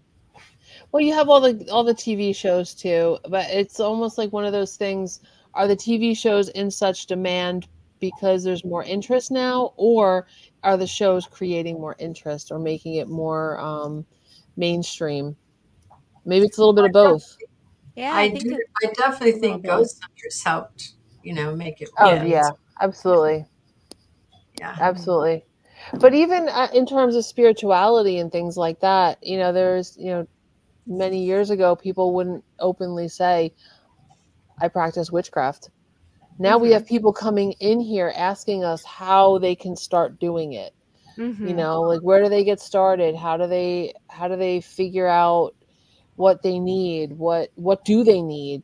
That there's a lot of open discussion about it, and a lot of it really is people just looking for a better way to connect themselves to their spirituality. That's really overall, that's what we teach here. Um, that's the premise of most of our classes, is helping people get in touch. And I think that's a large part of it that's consistent for both aspects, the paranormal and the spiritual. People want to connect with something bigger than the here and now. And that Mhm. seems to be a growing trend, which I'm grateful for. So you have classes there. Can people learn about them on the internet, on your website? Do you have a website? We have a website. We don't update the website quite as often as we should, only because it's terribly annoying to update the website. It's very annoying. I'm not a website person. We do a lot on our Instagram page. So if you guys are interested in following us, we do a lot there. It's instagram.com/the parlor keyport. Remember, it's OUR parlor. We're fancy. Yes, we are fancy. Fancy Fancy. Mancy. Fancy Mancy here. So we do update that a lot. We talk a lot about the stuff that we're doing here on our Instagram and on our Facebook. We also have our own podcast too, called Parlor Tea. That's every Tuesday. That's at 7:30, and we have all sorts of odds and ends and friends and people on that show. Yeah, so we do a lot of stuff. We're constantly doing something. That's great. That's good. Cool. Good. Aren't you so happy? I'm so happy. This space just makes me so happy. And the other really great thing about it, I'm going to pat ourselves on the back a little bit. So many people, this is their happy place too. People that come in, they come in and they're just excited to be here. And that makes me really happy because it's you bigger have than us. A lot of return. Yeah, customers, definitely. Regular customers, we should call. Yes. That's awesome. We have some. It's like the spiritual cheers. Yeah. Yeah, it is. It absolutely is.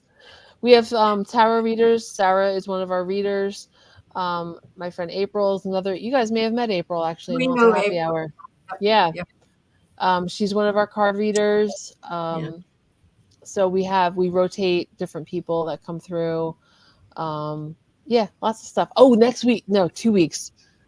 In 2 weeks, we're doing a date night event here.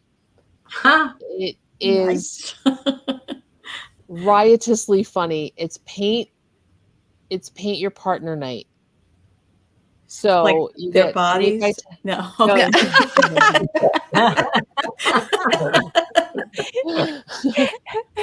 Although maybe we'll make we did one last month, and I laughed so hard I had an asthma attack. So we provide you with the canvas and the easel and the paints and all of that fun stuff, and then you do portraits of each other. And when you're done, it's like the big reveal. The reveal, yeah. I've seen this, and it's funny. Yeah. Have you seen that commercial on TV where they do that? And the girl has done this absolutely beautiful portrait of her date, right? And she shows it to him. He goes, "Oh, that's good." And then she said, "Okay, show me." And it looks like something a kindergartner or whatever. Yes. Yes. Yeah, that's kind of what we did. It was so much fun though that we're doing it again. We're doing that on July 13th, and then July 20th we have our next calling the Beyond event. So that's our souped up seance, our turbo seance event. Turbo seance. I don't know how else to describe it. If Sarah's still on here, she can let us know how to describe that better. I think she probably still is. It'll Probably. take her to type it in. Yeah. But as you remember from when you had the creepy parlor, That sounds fun. that was a good show, and you were. It was a lot of fun. It was a lot of fun. Yeah, that was the year that everyone got a podcast, wasn't it? Yeah. And Couple look at weeks us ago. now. Yeah, a couple weeks ago last week on Parlor Tea, I had Jillian, my sister, on, and we did a Sinister Sisters reunion because we had that podcast for a while. Yeah, it was a good time. That's awesome. It is awesome. And here we are, still doing Meet the Author. That's amazing. How long has it been? Has it been 3 years? 3 years, yeah.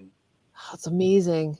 Yep, 80,000 downloads, and like I said, the Atlanta show is over 600, about 600,000 listeners just in the first quarter of the year. It's an FM radio station. Excuse me. That is so cool. Can I say something? I am so happy that I found you, because I don't know even how I contacted you to see if you would interview me, because you guys have become like my best friends. Aww. I love that. Yeah. Well, I don't remember how you contacted us either, but I'm glad that you did. Because look at us now. We drove great. hours to spend time in the Jenny Wade show, Wade house. And by the way, that was a poppin' night. You wouldn't believe it. Oh my gosh. I mean, you talk about a lot of activity. it was the first time that Robin and Joy had ever been part of an investigation. They're ruined.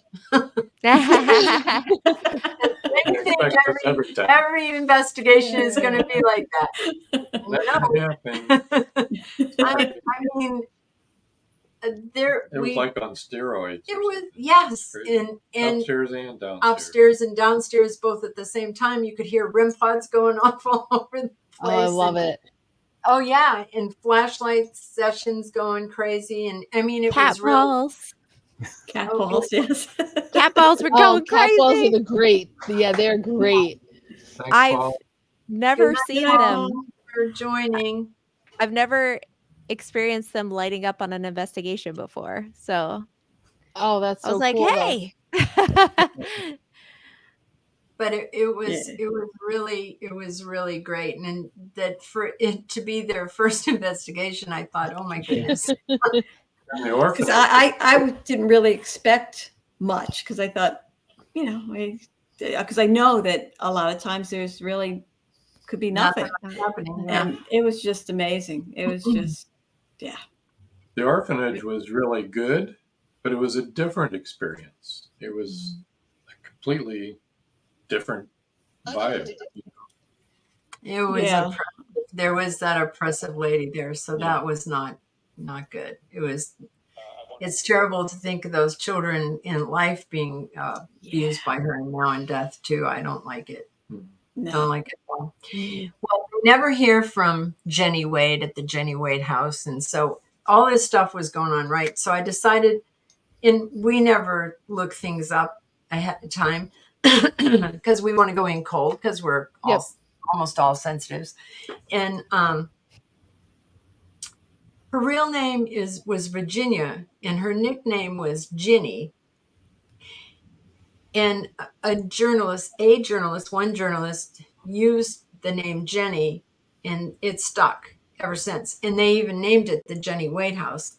But they know her name was Virginia and that her nickname was Ginny. So they said to us that she never contacts anyone. They never get in contact with her. That just doesn't happen. So I read that, and I read that to everybody, and we started calling her Ginny. Guess what? She came out.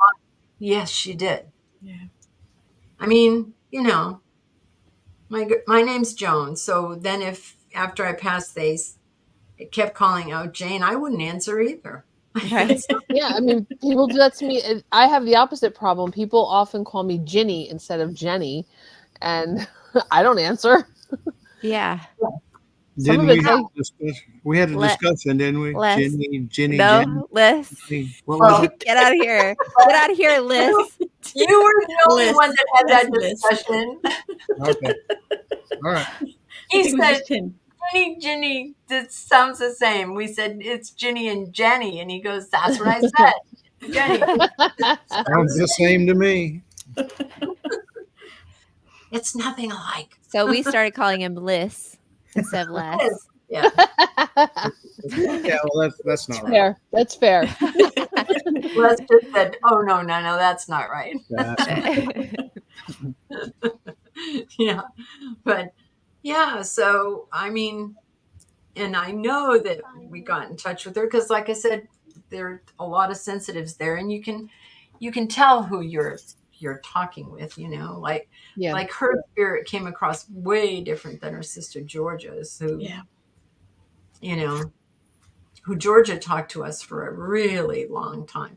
The docent who let us in said, this is Georgia's rocking chair, and you might not want to sit in it because she likes to knock people out of it. So the first thing I did was sit in the rocking chair. I said, okay, I want to be knocked out of the rocking chair. Go ahead. Go ahead.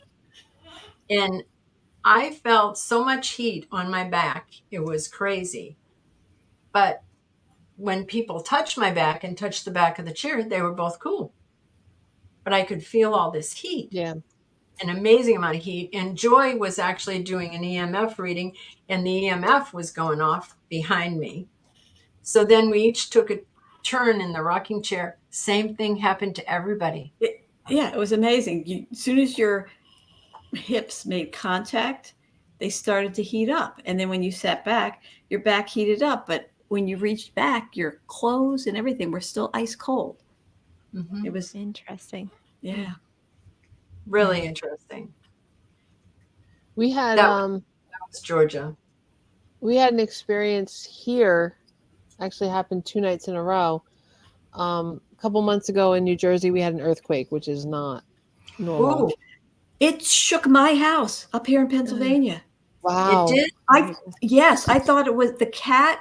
I thought, is the cat on the bed? 'Cause I have a big cat. Is he scratching the wall? And then all of a sudden, everything's shaking. And I'm like, nope, that's not the cat. It was, Wow. Yeah. I can't Well, we imagine had- what it was like in Jersey. It was interesting. We had two. This like we had all the aftershocks and stuff like that. But the Right. day that it happened at 10 o'clock in the morning. It happened again at 6.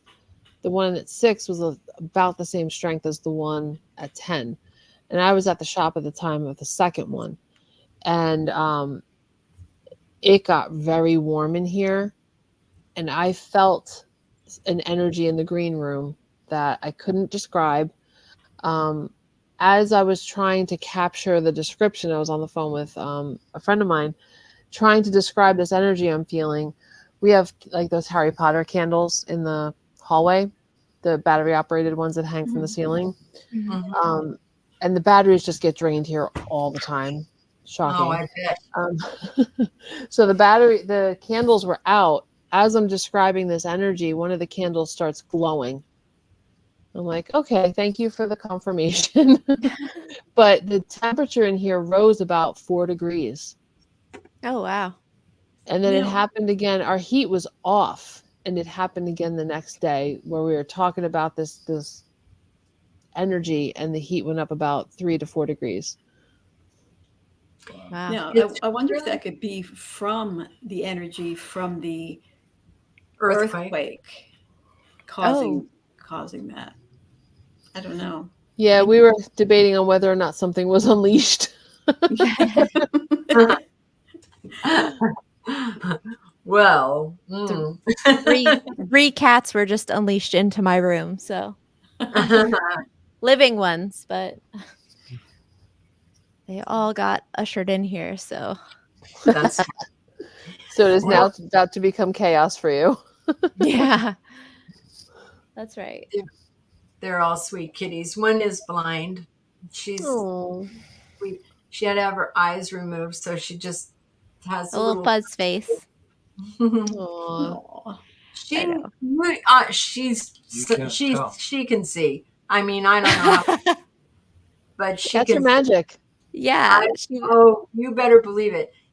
I mean, she will find a toy that you don't even know how she found it, and she'll flip it up in the air and catch it and fly. Yeah, there's nothing that's going to stop them from attacking something. She was sitting like on the back of she was sitting on the back of the couch where our other cats were looking out the window, and or the other cats usually will sit there and look out the window and watch like cat TV. You know, they'll watch the squirrels and the birds and whatever.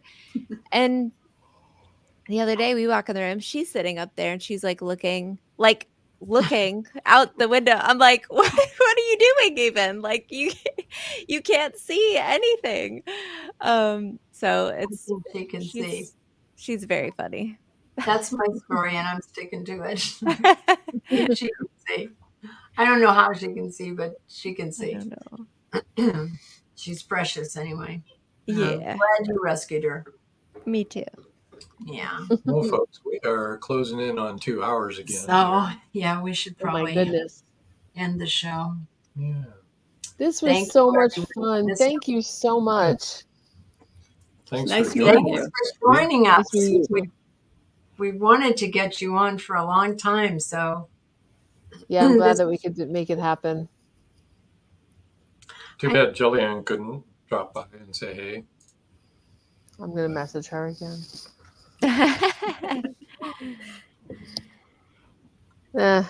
We'll catch you. We'll have to schedule some time to catch up. Maybe another haunted happy hour. Well, that we won't broadcast. But let's not drink on this one, okay? Yeah, no, we won't broadcast that one either. Oh, remember that one? I'm not going to say any more than that. But Yes, that one yes, where I you- do. It happened twice. Yes. We'll just say that we were hacked. Oh, okay. Yes. Oh my goodness. Yes. Genevieve was mortified. I was laughing hysterically. That was the first time it happened was when Ted was on to see what we do so that I could have a show on WLFE. Ted is the station manager, by the way. Yeah. You sure saw what we did. Yeah, he saw something. I bet you didn't know he didn't know you could do that. So Here's a No. picture. Here's a picture of our team at Gettysburg. Oh, look how Nice. happy everybody is. Gettysburg 10. I look like somebody just goosed me. Oh, I know. Les is Wait, behind who's you. behind you? Yeah. That's at the Jenny Wade house. Yeah. Should we say That the is Jenny, so cool. Jenny Wade? Yeah, Yeah. start that. Start the renaming. I know. It Right? just, Why it did they do just that? bothers me. It really does. It bothers me because that's not her name. Bothers me too. Right. Yeah, Just it's not who because she some was. Journalist. a journalist called her that. After all this time, you think they One would have article. corrected it. Yeah. I'm sure that historian that comes in and buys the pictures and reunites the pictures with the family members, I'm sure that would horrify him to know that, because Probably. he would never do that. Well, it was really cool to see your shop and everything. Thanks for sharing it all with us. Great Thank show. you. Really I'd great love to have show. you guys here. It's as cool as it is on video. It is the vibe in here is fantastic. I'm sure we would really love to be there, but you might be sorry if you had this group in there. Yeah. We're Nah, we can always have another investigation. Always. Well, I want to remind everybody that's listening and watching, July 25th will be our next show and our next podcast. And Angela Eurico Smith is going to be our guest then from Brazil. And she's got a lot of fascinating stories, things that have happened to her She's had throughout her life. So, stuff happening since she was a little child. yeah. Crazy stuff. So it's bound to be a very interesting show. That's July 25th. Same time, same place. And she's a little witchy too. Yeah. I actually won't be able to be here for the 25th. Oh, Yeah. I mean, I might. It depends. I'm supposed to go to North Carolina. It depends on when I get there. I'll have my computer with me. I might be able to, but I'm not sure what time I'll be getting there. You have a book signing coming up July Sunday 1st, right? Sunday, the 30th, June 30th. Yeah. Hope it goes well. Let us know. Yeah. Me too. I actually I made these bookmarks. And my son's like, "What are you doing over there?" I'm like, "Making bookmarks in case somebody wants them." So I made them fancy. I put little doohickeys on them. Doohickeys. That's nice. Yeah, doohickeys are always good. Where is it going to be again? Remind me. The Barnes and Noble in the Lehigh Valley Mall.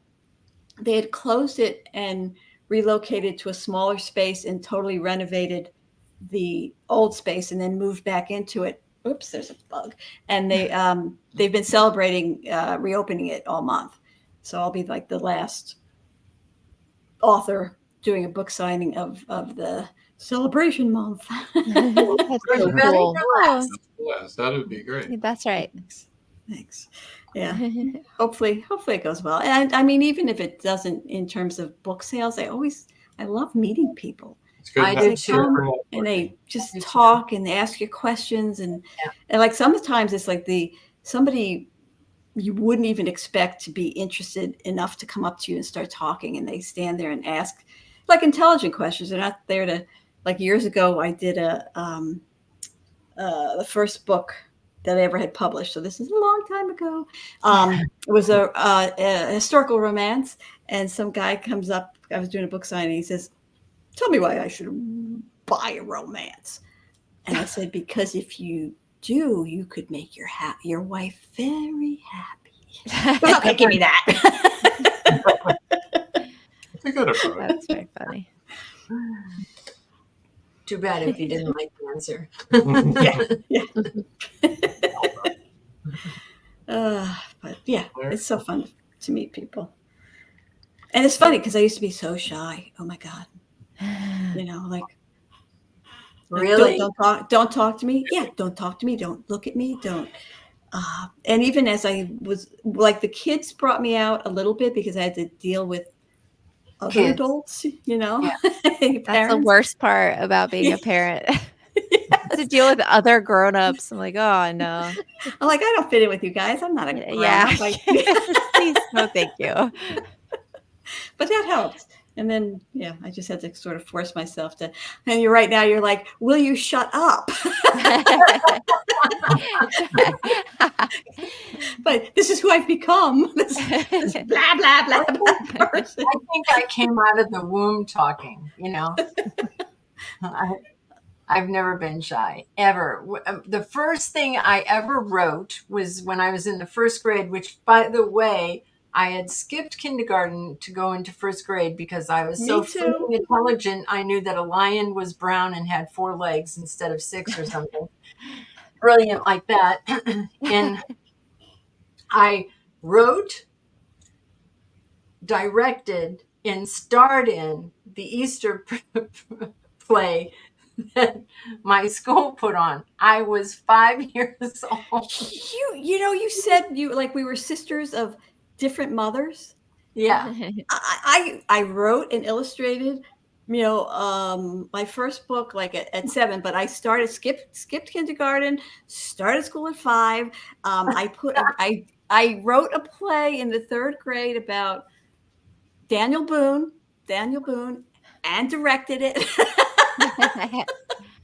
We're like the same person. Yeah. Where can we get a copy of that first book? Oh, I really wish I had that because it was like on notebook paper, and then I illustrated it with a horse and all this. But yeah, it's long gone, unfortunately. Because it'd be interesting to see now, how I wrote it, what I. So you weren't that shy if you were directing the play. I directed it and I starred in it though. Well, in the 5th grade, I wrote another play, and the teacher wanted me to be in it. And I said, I can't. So I made a part for me as a dog hiding under a chair. And that was me. That's smart. Yeah, it worked. I was in it. I didn't have to speak, didn't have to do anything. That's clever. That's very funny. Okay, we should really say goodnight. Yes, we should. Thanks everybody for watching. Thanks for having me. So nice to see you guys and meet you guys. Nice to meet you. And like I said, I may make a trip. Yes, please do. Let me know if you're coming so I can be here. Okay. Yeah. Yeah. That would be fun. Yeah. Yes. Well, I guess until next time. That's all, folks. Night. Night. Good night.